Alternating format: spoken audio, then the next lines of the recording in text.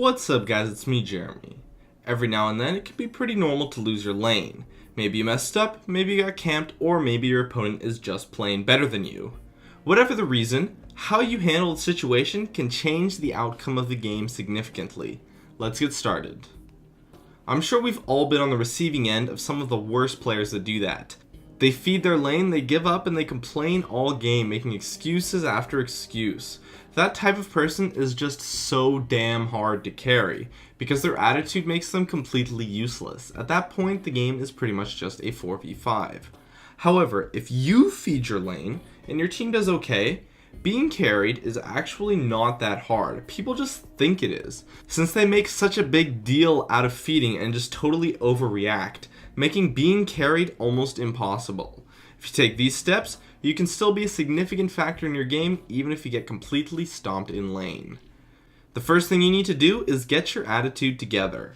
Don't blame the jungler, don't rage at your teammates, simply just blame no one. Blaming no one is a way to get out of the negativity that inherently comes with feeding. Most people don't really mind feeders, but everyone hates a rager, and it just bogs the overall game environment down so much. So when you feed, but still have a positive attitude, it can make the team environment that you have completely fine. The next thing you need to do is to become a support.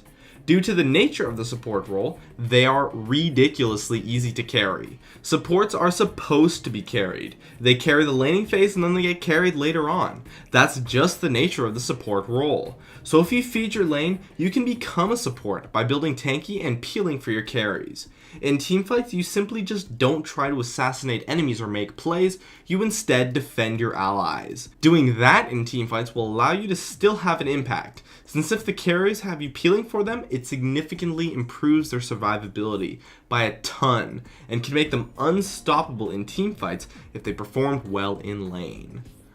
Also at that point you're going to be pretty far behind, and you definitely won't be able to make plays by yourself, so you really do want to truly play like a support, meaning that you shouldn't try to make plays by yourself and just stay with your team. Your playstyle really just needs to be that of a support outside of the laning phase. And lastly, you want to make sure that you don't go on tilt. For those that don't know, going on tilt is when you're making mistakes and you get mad at yourself for making those mistakes, and then it just snowballs and your play becomes terrible since you're so mad at yourself. You can avoid going on tilt by realizing it and calming yourself down, or by simply just not being too hard on yourself. If your team is doing okay, you should not give up faith and just keep trying to do your best and make yourself as easy as possible to carry, because after all, it's solo queue, anything can happen. My name is Jeremy, and that's it for my video on making yourself easier to carry. If you enjoyed this video, feel free to check out some of my others on the screen right now. I'd love if you could support me with a like, and make sure to subscribe for some more awesome content in the future if you enjoyed this video.